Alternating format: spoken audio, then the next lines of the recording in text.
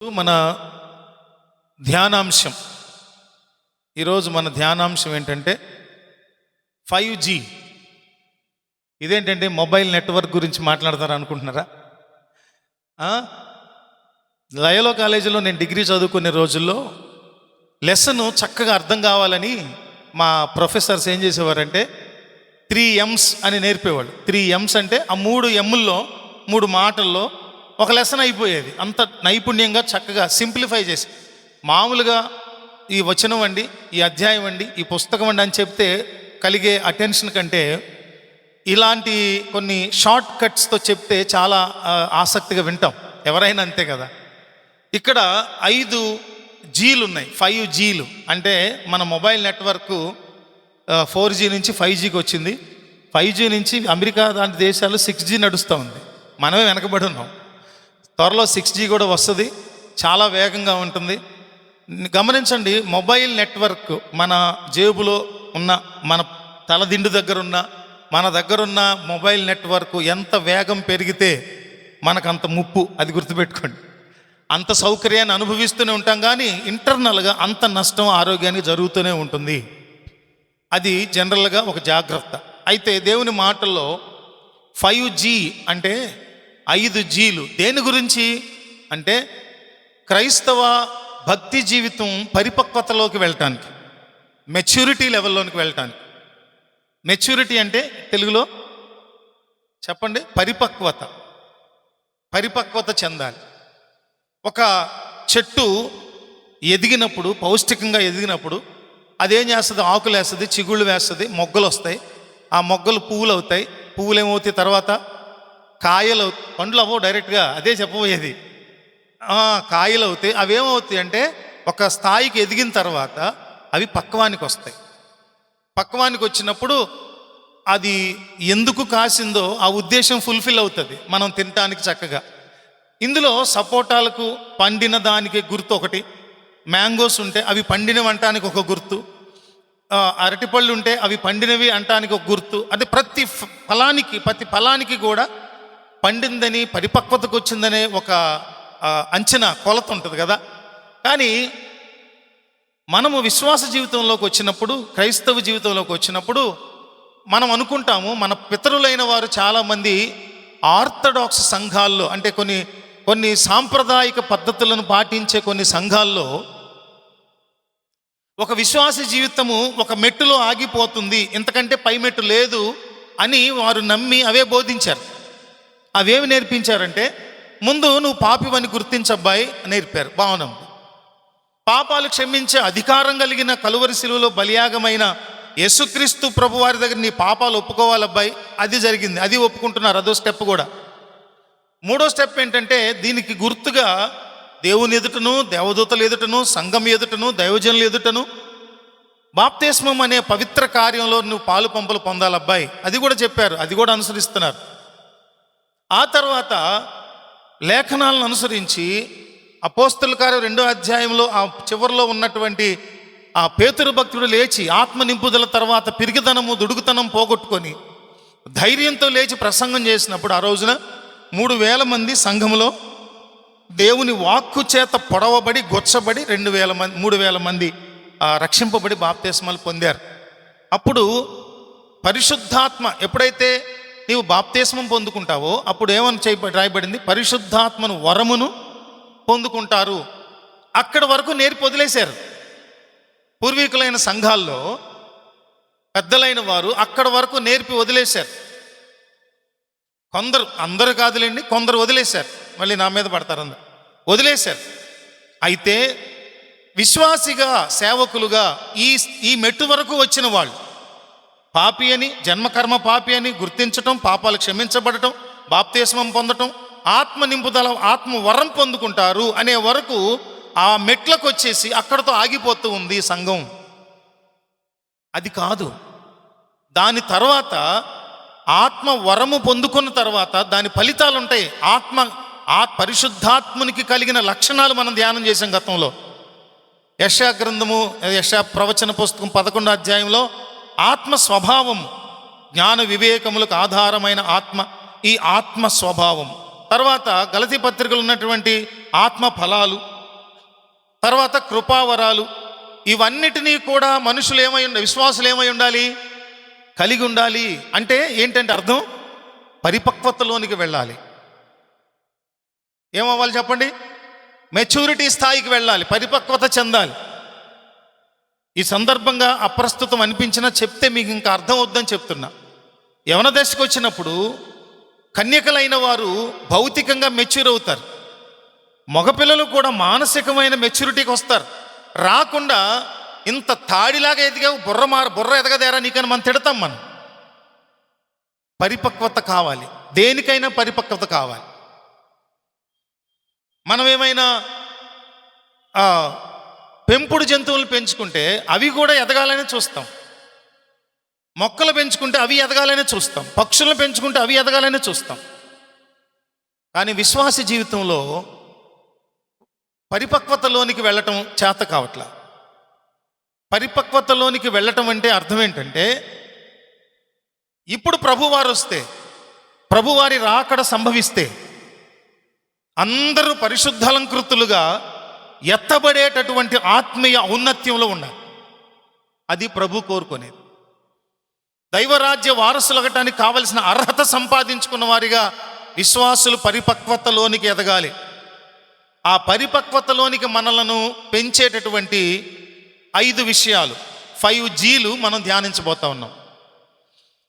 5G అంటే అర్థమే 4G నుంచి అప్గ్రేడ్ అయ్యింది అని కదా అర్థం, అంతేనా? 5G అంటే ఏమైంది? 4Gలోంచి అప్గ్రేడ్ అయిందనే కదా అర్థం. రేపొద్దున 6G అంటే 5Gలోంచి అప్గ్రేడ్ అయింది. అవ్వాలా వద్దా అప్గ్రేడు? ఎందుకు అవ్వాలండి? జీలు ఎందుకు అప్గ్రేడ్ అవ్వాలి చెప్పండి? మొబైల్ టెక్నాలజీలో 3G నుంచి 4Gకి, 4G నుంచి 5Gకి ఎందుకు మారుతున్నాయి? ఏమవుతున్నాయి? నెంబర్ 1, మెరుగైన సేవ అందించాలి. మన మొబైల్ టెక్నాలజీకి ఏంటంట? మెరుగైన సేవ అందించాలి. ఇంకొకటి ఏంటంటే, యూజర్స్ పెరిగిపోతూ ఉన్నారు కదా, వాడేటటువంటి వాళ్ళ సంఖ్య పెరిగిపోతుంది. ఒక్కొక్కరి చేతిలో 2 సెల్ ఫోన్లు, 3 సెల్ ఫోన్లు, ఒక్కొక్క సెల్ ఫోన్లో 2 సిమ్ములు వేసుకుంటున్నారు. ఒక్కొక్కరు 4 వాడుతున్నారు. బిజినెస్ పీపుల్ అయితే 5-6 వాడతారు, చాలా వాడతారు. ఎన్ని పెరుగుతున్నాయో అంత అవసరం కదా. కరెంటు ఉపయోగం పెరిగినా ఏం చేస్తారు? కరెంటు పనులు తెలుసు, సబ్స్టేషన్లు పెడతారు.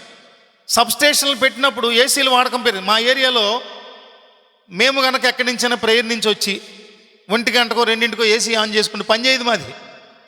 ఎందుకు పని చేయదంటే అప్పటికే ఆ ప్రాంతంలో ఉన్న అందరూ వేసేసినందువల్ల చాలినంత పవర్ లేక మాది ఆన్ అవ్వట్లా. మేము ఎప్పుడైనా 10ంటికి ఇంట్లో ఉన్నప్పుడు వేసుకుంటే మాది చక్కగా పనిచేస్తుంది. ఏంటంటే చాలనప్పుడు ఏం చేయాలి? వాటిని ఏం చేయాలి? అప్గ్రేడ్ చేయాలి, పెంచాలి. అట్లానే ఇది ఎందుకు పోలిగ్గా చెప్తున్నానంటే, విశ్వాసి జీవితం కూడా ఎక్కడ వేసిన గొంగళి అక్కడే ఉండకూడదు, అది అభివృద్ధి చెందాలి. దేవుడు అదే కోరుతున్నాడు. ఏమంటున్నారంటే ఎదగాలి. దేవుడు అనే సృష్టిలో మనిషిని సృష్టించిన తర్వాత మీరు ఫలించి అభివృద్ధి చెంది భూమిని నింపండి. భౌతికంగా జరుగుతానే ఉంది ఇది. నిన్న ఎప్పుడు అంటుంది కమలా, అమెరికా ఏమో పెద్ద దేశం, జనాలేమో కొద్దిమంది, ఇంటింటికి ఎంత విశాలమైన స్థలాలు. ఇదేంటండి మన దేశం, ఇంతమంది జనం. ఇదేగా అనుకున్నాం నిన్న. ఎంత దేశం, ఇంత దేశానికి ఇంతమంది జనం. పెరగాలి కదా, ఆత్మీయతలో ఎదగాలి విశ్వాసం. నమ్మి రక్షింపబడి బాప్తిస్మం పొంది పాప క్షమాపణ నిశ్చయత పొంది ఆత్మ వరం పొందుకొని దేవుని ఆత్మ స్వభావాలు గుణలక్షణాలు తెలుసుకొని ఆ ప్రకారంగా ఆత్మీయతలు ఎదిగినప్పుడు దేవుని పోలికలు మనలోకి వస్తాయి. దేవుని స్వరూప స్వభావాలు మనలో దినదినము ఏర్పడతాయి. దేవుని పోలికలు ఏర్పడతాయి. దేవుని రూపము మనలో సంతరించుకుంటుంది. ఆ స్థితికి ఎదగాలని దేవుడు కోరుకుంటున్నాడు. 5 విషయాలు, 5G. మొట్టమొదటిది ఏంటంటే గ్రోయింగ్ ఇన్ గ్రేస్. కృపలో ఎదుగుట, కృపలో ఎదగాలి. కృపలతో పాటు కృపయందును జ్ఞానమందును. పేతురు భక్తుడు రాసిన 2వ పత్రిక 3వ అధ్యాయము 18వ వచనం. పేతురు భక్తుడు రాసిన రెండవ పత్రిక 3:18 మన ప్రభువును రక్షకుడునైన యేసుక్రీస్తు అనుగ్రహించు కృపయందును జ్ఞానమందును అభివృద్ధి పొందుడి. ఆయనకు ఇప్పుడును యుగాంత దినము వరకును మహిమ కలుగునుగాక. ఆమేన్. ఆమేన్. ఆ అధ్యాయంలోని 3వ అధ్యాయంలో చివరి వచనం ఇది, చివరి వచనం. ఈ చివరి వచనంలో భక్తుడు చెప్తున్న మాట, ఉత్తరాలు రాసేటప్పుడు ఈ మధ్య అంటే ఈమెయిల్స్ రాసే వాళ్ళకి తెలుస్తుంది. ఒకప్పుడు ఏ సౌకర్యాలు లేనప్పుడు ఉత్తరాలు ఉండేవి. ఉత్తరాలు ఉన్నప్పుడు ఇంట్రడక్టరీ వర్డ్స్, కంక్లూజన్ వర్డ్స్ కొన్ని ఉంటాయి. ఇంట్రడక్టరీ వర్డ్స్, పూజ్యులైన నాన్నగారికి నమోవాక్యములు, నమస్కారములు. చివరిలో ఏమంటారు, ఇట్లు ఉభయకుశలోపరి. అంటే ఏంటంటే మీరు బాగుండాలి, మేము బాగుండాలి. ఆటోలు వెనకాల రాస్తారు కదా, అందరూ బాగుండాలి. నేను ఎందుకో కానీ నాకు అర్థం కాదు, ఎన్నిసార్లు చదివినా నవ్వొస్తూనే ఉంటుంది అది. ఆ మొదటి దానిలోనే వాడున్నాడు, అందరూ బాగుండాలనే చోటే వీడున్నాడు. అందులో నేను ఉండాలంటాడు. అదేంటో విచిత్రంగా అందరిలో ఉన్నాడు కదండి వాడు. నీవు నేను మనము కలిపి ఏమవుతాం, అందరూ. మరి అందులో నేను ఉండాలంటాడేంటి? ఏంటది? ప్రాస కోసమా? ప్రాస కోసం ఇన్ని తిప్పులా. అందుకని చివరిలో ఏమంటాడంటే, ఆ రాసే చివరిలో ఏమంటాడంటే ఉభయకుశలోపరి అన్నట్టు అందరం బాగున్నాం, మీరు నేను అందరం బాగుందాం అని ఎలాగైతే ముగిస్తారో, పేతురు భక్తుడు చివరిలో అంటూ అన్నట్టు మాట ఏంటంటే, మన ప్రభువును రక్షకుడిని యేసుక్రీస్తు అనుగ్రహించు కృపయందును జ్ఞానమందును అభివృద్ధి పొందండి. దేవునికి యుగయుగాల వరకు, యుగాంతం వరకు మహిమ కలుగునుగాక అంటున్నారు. ఇక్కడ ఆయన అభిలాషలో మనందరం అభివృద్ధి పొందాలంటున్నారు. అభివృద్ధి ఎందులో అంటే దేవుని కృపయందును జ్ఞానమందు. చెప్పండి, ఇది G1 ఏంటంటే దేవుని కృపయందు జ్ఞానమందు వర్ధిల్లుట. దాన్ని ఏమన్నారంటే growing in grace and knowledge. జ్ఞానమందు లేదా కృపయందు, ఈ రెండింటి యందు వర్ధిల్లాలి. అంటే చాలా మార్లు ఈ పేతురు భక్తుడు కృపకు జ్ఞానాన్ని ఎందుకు జోడించాల్సి వచ్చింది? కృపకు జ్ఞానాన్ని ఎందుకు జోడించాల్సి వచ్చిందంటే, కృప కలిగి ఉండటం, కృపను అనుభవించటం ఇప్పుడు జరుగుతుంది, మనం చేస్తున్నాం అనే జ్ఞానం కావాలి మనిషి. కృపను అనుభవిస్తున్నాం, కృప తిని బ్రతుకుతున్నాం, కృప ద్వారా క్షేమంగా ఉంటున్నాం, కృప ద్వారా ఆదరించబడుతున్నాం, కృప ద్వారా ఆశీర్వదించబడుతున్నాం అనేటటువంటి జ్ఞానం కావాలి. అందుకే కృపయందు జ్ఞానమందు, ఈ రెండింటిని ప్యారలల్గా ఎందుకు చెప్పాల్సి వచ్చిందంటే, కృప ద్వారానే బతుకుతున్నాం అనే జ్ఞానం తక్కువైపోయింది విశ్వాసికి. ఉండవలసిందే విశ్వాసికి, కృపలో ఎదుగుతున్నామన్న జ్ఞానం విశ్వాసికి ఉండాలి. కానీ లోపం ఎక్కడొచ్చిందంటే, బయట ఉన్నటువంటి వాళ్ళు క్రైస్తవేతరులైన వాళ్ళు, ప్రభువు నెరగని వాళ్ళు, ఆత్మీయతలు ఇంకా ఎదగనటువంటి వాళ్ళు మాట్లాడుతున్నారు మంచి మాటలే. మనకు కూడా ఏంటంటే ఒక ఊత పదంలాగా అలవాటు అయిపోయింది. గతంలో ఒక 2 నెలల క్రితం ఇప్పుడు ధ్యానించే ఇదే విషయం. ఊత పదం, ఉద్యోగం వచ్చిందని దేవుని కృప వల్ల వచ్చింది. పడ్డావు కదా, ప్రాణం పోలే, దేవుని కృప వల్లండి. చిన్న చిన్న దెబ్బలతో లేచానండి, ప్రాణం పోలేదండి. ఏమండి పెళ్ళి అయిందా, అమ్మాయి అండి, దేవుని కృప వల్ల తప్పిపోయిందండి, లేకపోతే నాశనం అయిపోయేది మా కుటుంబం. దేవుని కృప కృప కృప కృప అని నోటికి ఊత పదంలాగా అయిపోయింది తెలుసా. కానీ ఆ కృపలో ఉన్న విలువను అర్థం చేసుకునే జ్ఞానం లోపించింది మనుషులకు. అది మొదటి G1 ఏంటంటే చెప్పండి, అది గ్రోయింగ్ ఇన్ గ్రేస్. ఒక అవగాహనతో కూడిన కృప మనకు ఉండాలి. కొట్టిపాటి గారు రాశారు, నిజమైన విశ్వాసి, నిజమైన సేవకుడు అంటే, నిజమైన అనే మాటకు అర్థం ఏంటంటే, లేఖనాల్లో వ్రాయబడినట్లుగా బతికేటటువంటి వాళ్ళు ఎలా ఉంటారంటే, కృపతిని బ్రతికే అల్పజీవులము, కృపలేక ఇలా జీవించలేము, కృప మా జీవపు మూలాధారము, కృప మా జీవపు మూలాధారము, కృపతో నింపుము నిరతము మమ్ము, నీ కృప మాకు చాలునయ్యా, ఎల్లప్పుడూ మా యేసయ్యా, నీ కృప మాకు చాలునయ్యా. కృప తిని, కృప త్రాగుతూ, కృపను అనుభవిస్తూ, కృప ద్వారా సంరక్షించబడుతూ, కృప ద్వారా ఆదరించబడుతూ, కృప ద్వారా ఆశీర్వదించబడుతూ ఉండే మనము ఈ ఆత్మీయ మెట్టులోనికి ఎప్పుడు ఎదిగి పరిపూర్ణులుగా ఉండటం నేర్చుకోవాల్సిన గొప్ప విషయం అన్నమాట. మొదటిది అది గ్రోయింగ్ ఇన్ గ్రేస్. రెండవది ఏంటంటే గ్రౌండెడ్ ఇన్ ట్రూత్. అంటే రెండవది ఏంటంటే చదవండి, ఎఫెసీ పత్రిక 4వ అధ్యాయము, ఎఫెసీ పత్రిక 4వ అధ్యాయము 11 నుంచి 15 వచనాలు. గ్రౌండెడ్ ఇన్ ట్రూత్ అంటే అర్థం ఏంటంటే, ఒక మాట చెప్పిన తర్వాత చదువుదాం.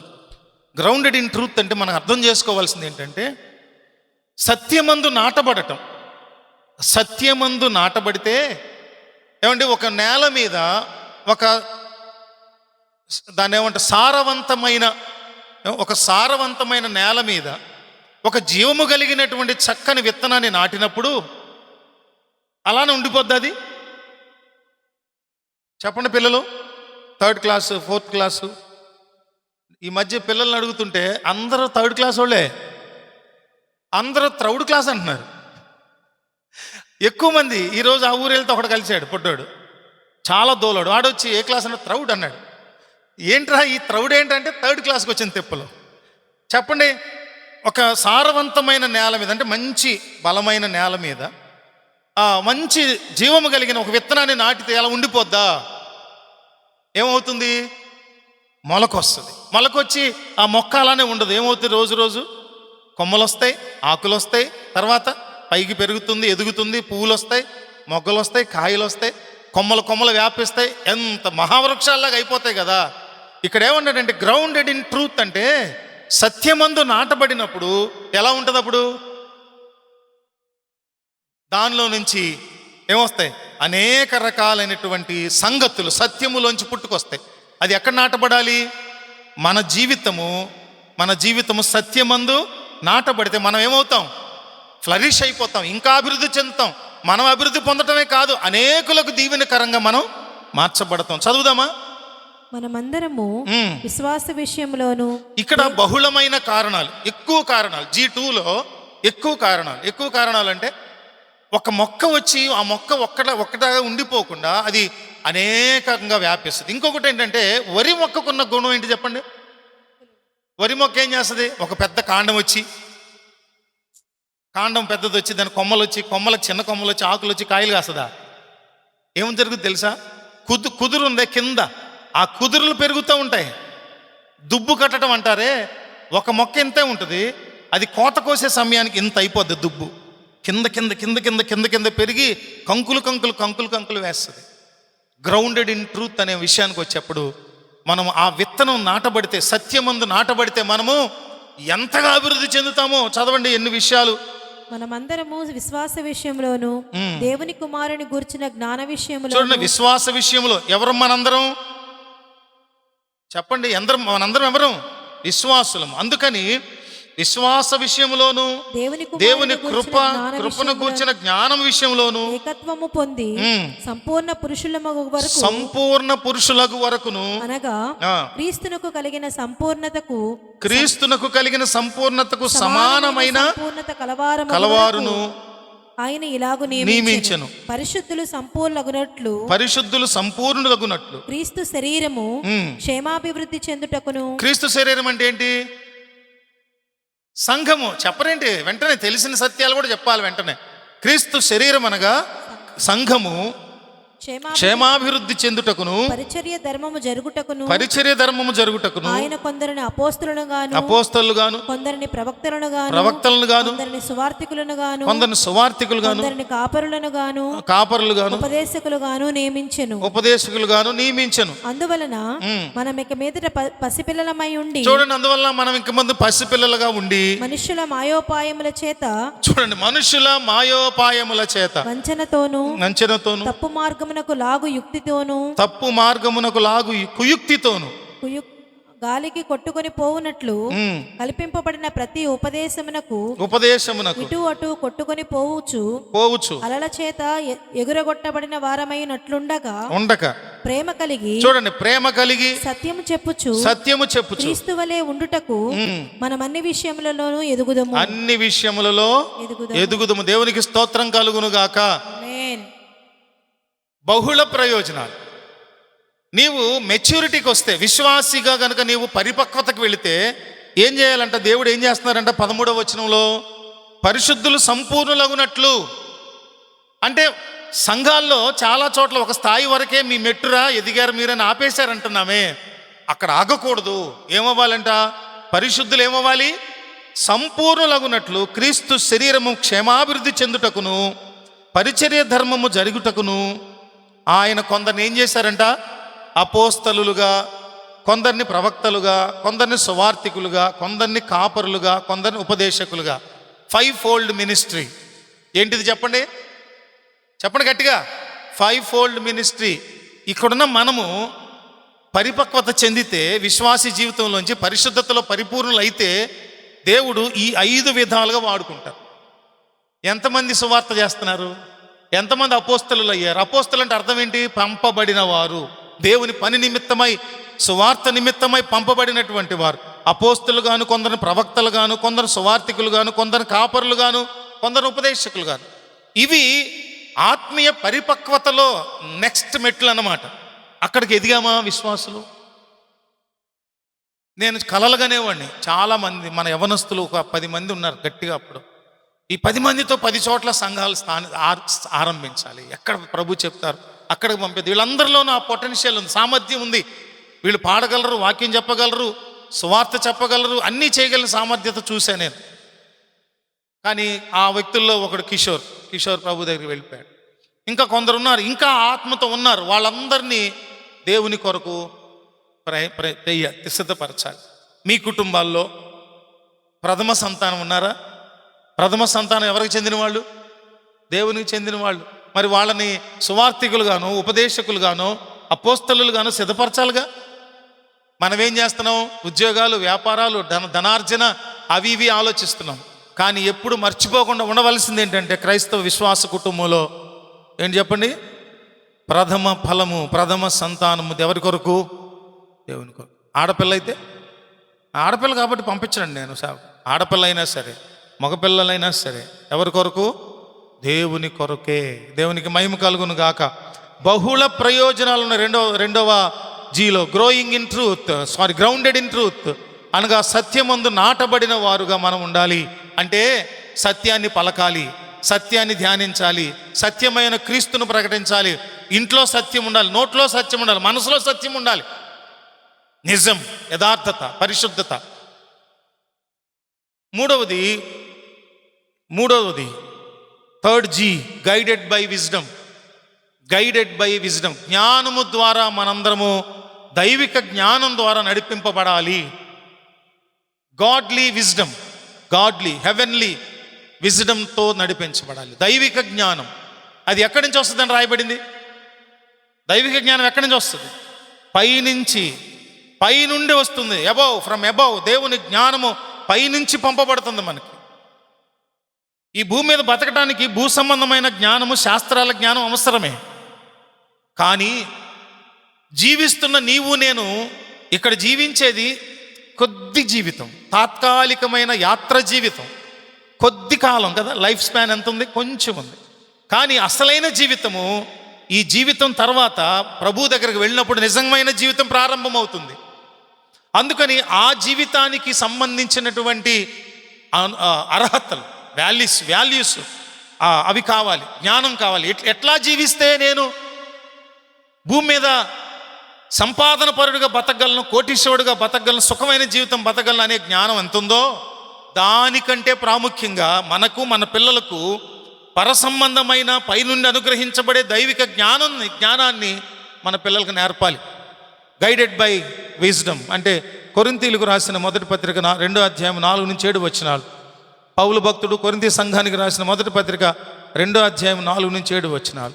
మనందరం కూడా దైవిక జ్ఞానంతో నింపబడాలి. చదవండి. మీ విశ్వాసము మనుషుల జ్ఞానమును ఆధారము చేసుకొనక దేవుని శక్తిని ఆధారము చేసుకొని ఉండవలెను. ఏముండాలంట? విశ్వాసము. మనుష్య జ్ఞానమును ఆధారము విశ్వాసము గురించి అంటే మనం అందరం కూడా మెచ్యూరిటీకి వెళ్ళాలని, అంటే విశ్వాసి పరిపక్వతలోనికి వెళ్ళాలనే చోట 3వ జీవం అంటున్నాడంటే మీ విశ్వాసం ఎలాంటిదంటే మనుషుల జ్ఞానాన్ని ఆధారం చేసుకోకుండా దైవిక జ్ఞానాన్ని, అంటే దేవుని శక్తిని ఆధారం చేసుకో. దేవుడు మనకు పిరికితనం కలిగిన ఆత్మను ఇవ్వలేదు. ఏమి ఇచ్చాడంట? ఇంద్రియ నిగ్రహము కలిగిన ఆత్మనిచ్చాడు. దేవునికి స్తోత్రం కలుగును గాక. తర్వాత 5వ వచనం, నేను మాట్లాడినను సువార్త ప్రకటించినను జ్ఞానయుక్తమైన తీయని మాటలను వినియోగింపక పరిశుద్ధాత్మయు దేవుని శక్తియు కనపరచు దృష్టాంతములనే వినియోగించి తిని పరిపూర్ణులైన వారి మధ్య జ్ఞానమును బోధించుచున్నాము. పరిపూర్ణులైన వారి మధ్య జ్ఞానం బోధించేటప్పుడు ఎలా ఉండాలి? తప్పులు పడతారండి, జాగ్రత్తగా ఉండాలి. ప్రొఫెసర్స్ ఎలా ఉండాలంటే స్టూడెంట్స్ కంటే కమాండింగ్ కండిషన్లో ఉండాలి. నేను అంటున్నాడు అనుకోండి, తాటేకులు కడతారు స్టూడెంట్స్, ఇప్పుడు మరీ కడతారు. కమాండింగ్ కండిషన్లో ఉండాలన్నమాట, ఆజ్ఞాపించే కండిషన్లో ఉండాలి, ఉద్దండుడుగా ఉండాలన్నమాట. అందుకే వాళ్ళకి ప్రొఫెసర్స్ అని పేరు. పరిపూర్ణులైన వారి మధ్య జ్ఞానమును బోధించుచున్నాము. అది ఈ లోక జ్ఞానము కాదు, ఇది ఈ లోక మేము బోధించే బోధ, మేము బోధించే జ్ఞానం ఈ లోకమైన సంబంధమైనది కాదు. నిరర్థకులైపోవచ్చున్న ఈ లోకాధికారుల జ్ఞానమును కాదు గాని దేవుని జ్ఞానము మర్మమైనట్టుగా బోధించుచున్నాము. దేవుని జ్ఞానము మర్మమైనట్లుగా బోధిస్తూ ఉన్నాము. ఈ జ్ఞానము మరుగై ఉండెను. జగదుత్పత్తికి ముందుగానే దేవుడు మన మహిమ నిమిత్తము నియమించెను. ఈ జ్ఞానమును ఎప్పుడంట? జగదుత్పత్తికి ముందుగానే. ఎక్కడ తెలుస్తుంది ఆ మాట? మన ఆ వచనానికి క్లారిఫికేషను ఎఫెసీ పత్రిక 1వ అధ్యాయంలో 6 నుంచి ఉన్నటువంటి వచనాలు చదివితే, జగత్తు పునాది వేయబడక మునిపే క్రీస్తులో మనలను దేవుడు ఏర్పరచుకున్నాడు. సామెతల పుస్తకం 9-10 అధ్యాయాలు 8-9 అధ్యాయాలు చదివినప్పుడు, జ్ఞానమును నేను చాతుర్యమును నివాసం చేసుకొని జగత్తుకు పునాది వేయబడక మునిపే ఆయన యొద్ద నేను ప్రధాన శిల్పిగా ఉండి ఈ సృష్టిని అంతటిని ఏం చేశారంట? సృష్టించాను అని చెప్తుంది. జ్ఞానము తన స్వరమును వినిపిస్తుంది, వివేచన మాట్లాడుతుందని మాట్లాడుతూ అక్కడ మాట్లాడితే వివరాలన్నీ మాట్లాడతాడు. చాతుర్యమును నేను దేవుని నివాసంగా ఏర్పరచుకొని ఈ విశ్వాలను నిర్మించాను నేనంటారు. జ్ఞానమైన క్రీస్తు వారు ఎక్కడున్నారంట? పౌలు భక్తుడు ఎంత జ్ఞానంగా రాస్తున్నారో చూడండి. జగదుత్పత్తికి ముందుగానే దీనిని దేవుడు తన మహిమ నిమిత్తము నియమించారు. ఆ జ్ఞానమే ఎవరు? యేసయ్య. చెప్పరా? దేవునికి స్తోత్రం చెప్పరా?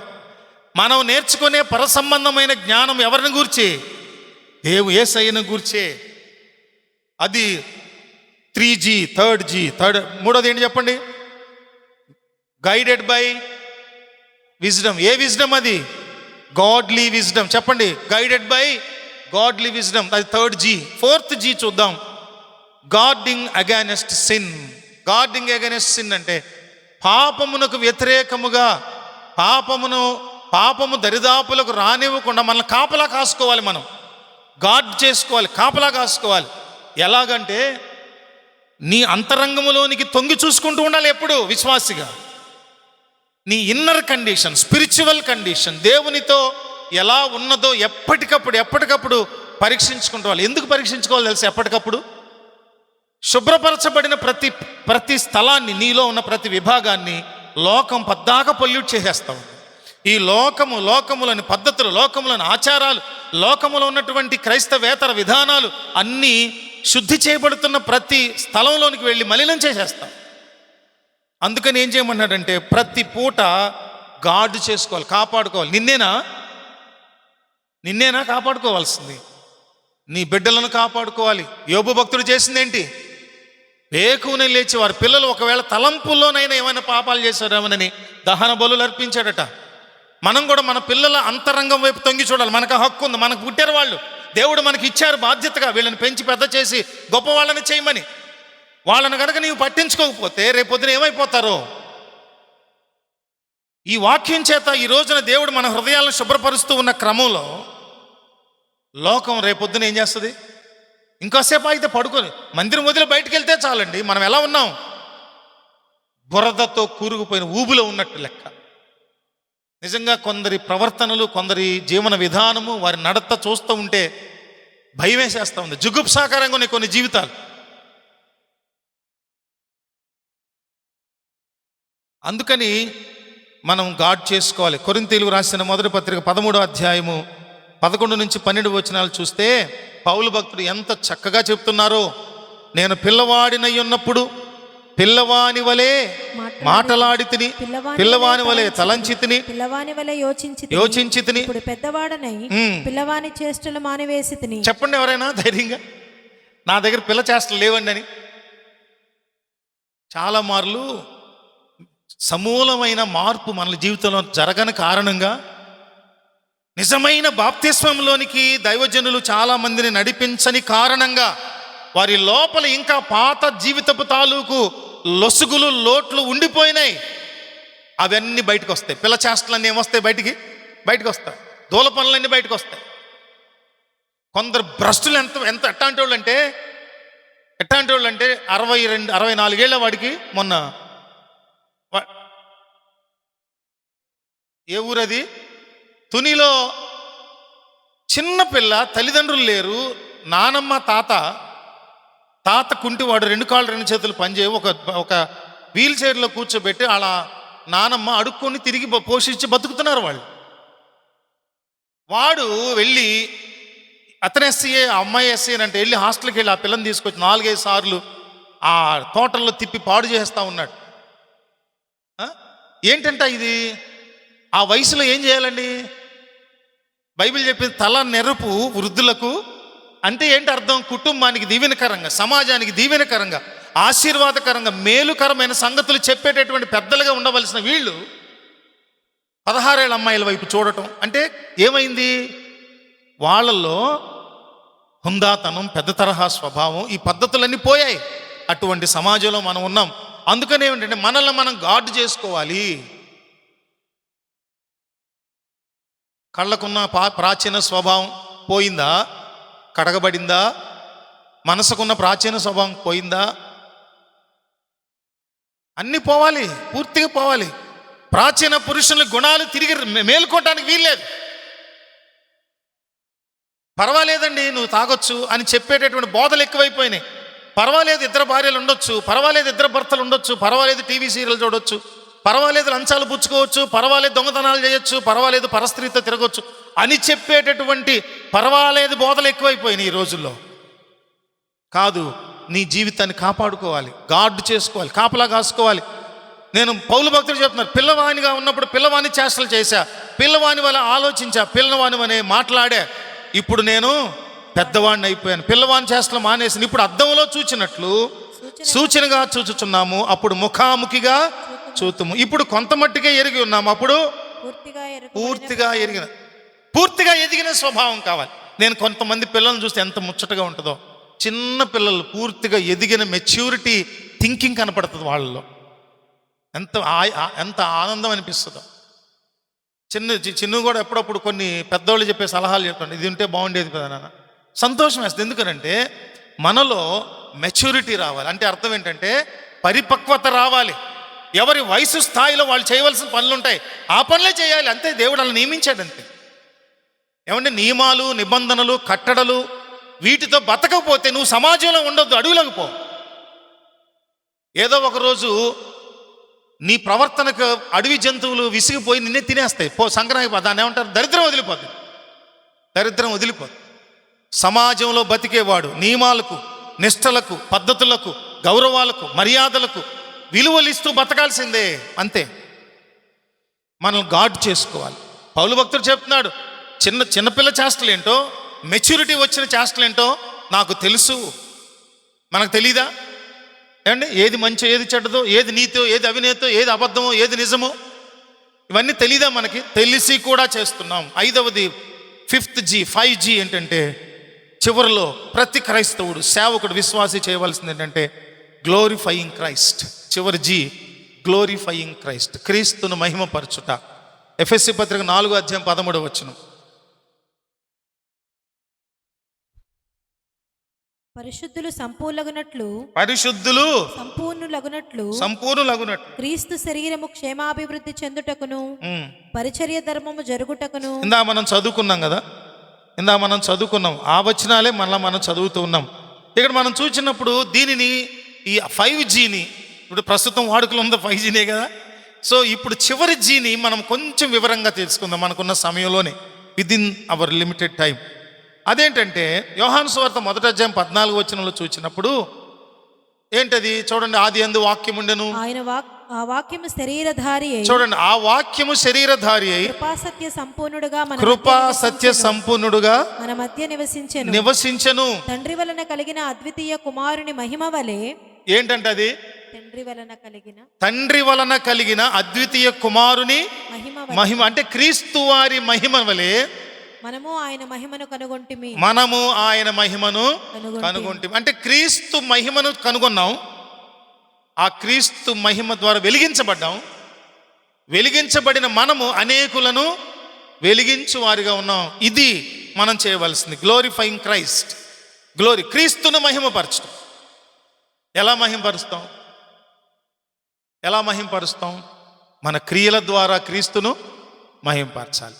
మన మాట సువార్త ద్వారా క్రీస్తు వారిని మహిమపరచాలి. మన జీవన విధానం ద్వారా క్రీస్తు వారిని మహిమపరచాలి. ఆ తర్వాత యోహాను సువార్తలోని 17వ అధ్యాయంలో 5వ వచనంలో ఏముంటుంది? 17వ అధ్యాయం యేసయ్య తండ్రికి చేసిన గొప్ప ప్రార్థన, అద్భుతమైన ప్రార్థన. ఆ ప్రార్థనలు అంటారు, అయా నువ్వు నన్ను ఏ మహిమతో మహిమపరిచావో అదే మహిమతో నీ వారిని. చదవండి ఒకసారి. తండ్రి 5:17 లోకము పుట్టక మునుపు నీ యొద్ద నాకు ఏ మహిమ ఉండెను. అంటే ఇప్పుడు మనం చదువుకున్నామే, జగత్తు పునాది వేయబడకము అనగా జగత్తు పునాది వేయబడకముంటే అంటే అర్థం ఏంటండి? లోకము పుట్టక మునుపు ఏ మహిమ ఉండెనో ఆ మహిమతో నన్ను ఇప్పుడు నీ యొద్ద మహిమపరచుము. ఏం దేవుని తండ్రిని అడుగుతున్నాడు, నన్ను మహిమపరచు ప్రభువా అని. ఎవరు మహిమపరచాలి? దేవుని మహిమ ఎవరు పరచాలి? సృష్టి మహిమపరుస్తుందా లేదా? భూమి ఆకాశములు మహిమపరుస్తున్నాయి దేవుణ్ణి. పంచభూతాలు అంటామే భారతీయులైన మనం, అన్ని దేవుని మహిమపరుస్తున్నాయి. ప్రతి నిత్యము ఆగక సృష్టి మొత్తం దేవుని మహిమపరుస్తుంది. భూచరాలు, జలచరాలు, వాయుచరాలు అన్ని దేవుని మహిమపరుస్తున్నాయి. మహిమపరచకుండా, దేవుని గుర్తు చేసుకోకుండా, అన్నిటి మీద ఏలికలుగా నిర్మించబడిన మనము నిద్రపోతా ఉన్నాం దేవుని స్తుతించకుండా. ఆదివారం ఒక్క పూట కూడా దేవుని దగ్గరికి వచ్చి సమాజంతో సంఘంతో కలిసి దేవుని స్తుతించి మహిమపరచడం చేత కాదు. వాట్ ఏ పిట్టి, విచారం కదా. సర్వ సృష్టి దేవుని స్తుతిస్తున్నప్పుడు సిగ్గుపడాలి. సృష్టిపై ఏలికలుగా సృష్టించబడిన మనము దేవుని స్తుతించట్లేదు. నువ్వు ఊరుకుంటే ఈ రాళ్ళు స్తుతిస్తాయి. సృష్టి మొత్తం దేవుని స్తుతిస్తూ ఉన్నది. What about you? దేవుని క్రీస్తును మహిమపరిచే కార్యము నువ్వు చేస్తున్నావా? దైవజనులు మోజేస్ చౌదరి గారు చెప్తారు, వారి వ్యక్తిగత అనుభవాలు చెప్పేటప్పుడు ఏం చెప్తారు తెలుసా? వాళ్ళ అమ్మగారు ఎర్లీ మార్నింగ్ కోడి కూత వేళకి లేచి ఊడ్చుకుంటూ పాటే, ప్రేమా ప్రేమా ప్రేమా ప్రియుడవు నీవే ఆనందమానందమే అనే ఒక పాట. అంటే అంత సింగర్స్ కాకపోయినా వచ్చి రాని పాట దేవుని స్తుతిస్తూ, వంట చేస్తూ దేవుని స్తుతిస్తూ, వాకిలి ఊడుస్తూ దేవుని స్తుతిస్తూ. ఎంత బాగుంటుందండి ఆ జీవితం. ప్రయాణం వెళుతూ నాకు ఈ అలవాటైంది. ఒక జర్నీలో వెళుతున్నప్పుడు, ఒక బండి తీసుకొని ఒక ప్రాంతానికి వెళ్ళేటప్పుడు, ఆ మొట్టమొదటి ప్రయాణం ఆరంభమైనప్పుడు ఒక పాట గురించి పాడుతూ ఉంటే దేవుని చిత్తం ఏంటంటే ఆ పాట, ఆ ప్రయాణానికి వెళ్ళే లోపు పాట ఇచ్చేస్తాడు దేవుడు. దేవునికి స్తోత్రం కలుగును గాక. క్రిస్మస్ పాట ఒకటి ఉంది, రేపు వస్తుంది త్వరలో ఇంకో క్రిస్మస్, మంచి హుషారైన పాట అనుకొని కొత్త ఫ్లైఓవర్ మీద ఇటు వస్తానికి బయలుదేరా. అక్కడే మొదలెట్టా, 3 చోట్ల ఆగాను. ఒక చోట పల్లవి పాడేశాం, ఇంకో చోట అనుపల్లవి పాడేశాం. వచ్చి దిగి వచ్చే లోపు ఇంకో చోట ఆగి చరణం పాడేసుకుంటే చక్కగా పాట రెడీ అయిపోయి స్తుతిస్తూ దేవుని మహింపరుస్తూ ఆయన జ్ఞాపకాలతో, ఆయన స్మరణతో, ఆ లేఖనాలను జ్ఞాపకం చేసుకుంటూ అలాగ ప్రయాణం సాగించుకుంటూ పోతే ఎక్కడికి వెళ్తాం? హనోకు లాగా అలానే దేవునితో పాటు పరలోకానికి వెళ్ళి, నా భార్య నిధులు నేను వెళ్ళండి, నా భర్త నిధులు వెళ్ళండి, నా పిల్లలంటే చచ్చేంత ప్రాణం అండి, అసలే ట్విన్స్ అండి, వదిలి వెళ్ళలేనండి, అసలే ముగ్గురండి, నేను వదిలి వెళ్ళలేనండి, లేక పుట్టాడండి 10 సంవత్సరాల తర్వాత, నేను వదిలి వెళ్ళండి, ఇక్కడే ఉంటావా? అదే దేవుని ఉద్దేశం. మనందరం ఎవరు? పరదేశులం అండి. మన భూమి ఇది కాదు. లోకంలో ఉన్న వాళ్ళకి తెలియని సంగతి ఏంటంటే కేవలం ఒకటే తెలుసు, భారత పౌరులమని. కానీ మనకు తెలుసు 2 పౌరసత్వాలు ఉన్నాయి మనకి. ఇక్కడో పౌరసత్వం, పరలోకంలో ఒక పౌరసత్వం. పౌరసత్వం పరలోకములో శాశ్వతమైన పౌరసత్వం. తల్లి గర్భంలో పుట్టక ముందు ఆ పౌరసత్వం కింద అక్కడే ఉన్నాం, ఇక్కడికి వచ్చాం, కొంతకాలం ఈ పౌరసత్వం కింద ఉంటాం, మళ్ళీ శాశ్వత కాల పౌరసత్వానికి దేవుని దగ్గరికి. అది కదా క్రైస్తవ జీవితపు పరమార్థం. దేవునికి స్తుతి కలుగును గాక. ఆ ఆలోచన ఉన్నవాడు ఎవడు కూడా పట్టుకొని ఏలాడు, నా డబ్బులు, నా ధనం, నా వజ్రాలు, వైడూర్యాలు, కార్లు, మేడలు, మిద్దెలు, భార్య, ఎన్ని ప్రకటన గ్రంథంలో ఉంటుంది. సమస్తం ఏమైపోతాయంట? సమస్తము లయమైపోతుంది, సమస్తం నాశనం, ఏముండదు. మనలో దేవుడు ఉంచిన దీపమై ఉన్న ఆత్మ ఒక్కడే దేవుని దగ్గరికి వెళ్తాడు. దేవునికి స్తోత్రం కలుగును గాక. అందుకని ఎప్పుడైనా గుర్తుపెట్టుకోవాల్సింది ఏంటంటే దేవుని మహిమపరచటం మనకున్న ప్రస్తుత కాలపు 5G. అది గుర్తున్నాయా? అందరూ లేచి నిలబడదాం. నిలబడి 5Gలు జ్ఞాపకం చేసుకుందామా? విశ్వాసి పరిపక్వతలోనికి ఎదగటానికి కావలసిన వాక్యాధారమైన సంగతులు. ఒకటేంటంటే first G, growing in Christ. క్రీస్తు నందు ఎదుగుట, ఫలించుట, జ్ఞానమందు క్రీస్తునందు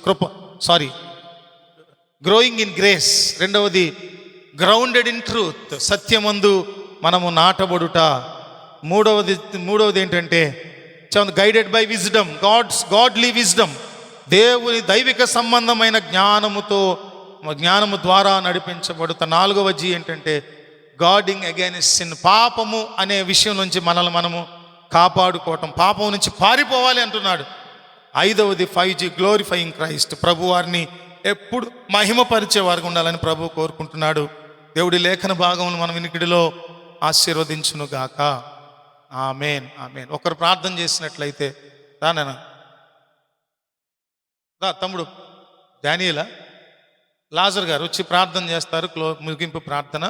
అందరము మనము దేవునిలో ఆత్మీయతలోనే ఉందాం. రండి. మహోన్నతుడానికి స్తోత్రం ప్రభా తండ్రి. ఈ రాత్రి సమయంలో మీ దాసుని ద్వారా దేవా తండ్రి కృపలో ఎదగాలని, జ్ఞానంలో ఎదగాలని దేవా తండ్రి, సాతాను యొక్క కుయుక్తిని ఎరిగి లోకంలో దేవా జాగ్రత్తగా దేవా మీకోసం జీవించాలని, అలాగే దేవా తండ్రి మా జీవితాల్లో దేవా తండ్రి దేవా ప్రథమ సంతానం దేవా తండ్రి మీ యొక్క పరిచర్యకు అప్పగించాలని దేవా తండ్రి, అలాగే దేవా తండ్రి దేవా మిమ్మల్ని మహిమపరచాలని దేవా తండ్రి మీ యొక్క వాక్యం ద్వారా మాట్లాడిన విధానం బట్టి మీకు స్తోత్రం ప్రభా తండ్రి. ఈ లోకంలో దేవా మీ కుమారుని దేవా మీరు మహిమపరిచిన దేవుడు కాబట్టి మా జీవితాల ద్వారా కూడా మేము దేవా తండ్రి మీ నామాన్ని గణపరిచి మీ నామాన్ని హెచ్చించి దేవా తండ్రి ఈ లోకంలో ఆత్మీయంగా ముందుకు సాగే భాగ్యాన్ని మాలో ప్రతి ఒక్కరికి దయచేయండి దేవా. మీ దాసు ఇచ్చే చక్కటి సందేశాన్ని బట్టి మీకు స్తోత్రం ప్రభా తండ్రి. ఈ యొక్క వాక్యాన్ని మా హృదయాలు భద్రపరిచి దేవా తండ్రి మా జీవితాల్లో మరొకసారి నెమరు వేసుకొని దేవా తండ్రి ఎవరికైనా దేవా అనేక ప్రాంతాల్లో ప్రకటించే భాగ్యాన్ని మాలో ప్రతి ఒక్కరికి దయచేయండి ప్రభా తండ్రి. కృప చూపండి దేవా. మీ దాసునికి ఇచ్చిన దేవా తండ్రి యొక్క మందిరాన్ని బట్టి పరిచయం బట్టి మీరు దీవించండి. ఇక్కడ చేరవచ్చిన మీ బిడ్డలందరినీ ప్రతి ఒక్కరిని పేరు పేరు నా దీవించని ఆశ్రయించండి. మీ దాసుని పరిచయలు దేవా సరిహద్దులు విశాలపరిచి ఇంకా అనేక ప్రాంతాల్లో మీ దాసుని మీరు వాడుకోండి. మీ దాసుని కుటుంబానికి మీ కాపులకు క్షేమం దయచేయమని, ఆ విధంగా దేవా తండ్రి మా జీవితాల ద్వారా మహిమ పొందమని దేవా, మా జీవితాలు మీ చిత్తానుసారం నడిపించమని నాజరుడేస్తే నామంలో అడిగి వేడుకొనిచున్నాను తండ్రి. ఆమేన్. ప్రభువారు శిష్యులకు నేర్పించిన పరలోక ప్రార్థన మనందరం చేద్దాం. పరలోకమందున్న మా తండ్రి, నీ నామం పరిశుద్ధపరచబడునుగాక, నీ రాజ్యము వచ్చునుగాక, నీ చిత్తము పరలోకమందు నెరవేరుచున్నట్లు భూమి యందును నెరవేరునుగాక. మా అనుదిన ఆహారం నేడు మాకు దయచేయండి. మా ఎడల అపరాధములు చేసిన వారిని మేము క్షమించిన ప్రకారం మా అపరాధములను క్షమించండి. మమ్మ శోధనలోనికి తేక దుష్టు నుంచి తప్పించండి. రాజ్యము, శక్తి, మహిమ నిరంతరం నీవు ఎన్నవి తండ్రి. యేసు రక్తమే జయం, సిలువ రక్తమే జయం. ప్రభు యేసు వారి నామమునకు సంపూర్ణ విజయం. మన సృష్టికర్త యొక్క తండ్రి ప్రేమ, కుమారుడైన క్రీస్తు వారి కృప, పరిశుద్ధాత్మ దేవుని నిత్య అన్యోన్య సహవాసం కూడిన మనకును సకల పరిశుద్ధులకును సదాకాలము తోడయుండి నడిపించి సమస్త ఘనత మహిమ ప్రభావములను ఆరోపించుకొనును గాక. అందరికీ హృదయపూర్వక వందనాలు. బైబిల్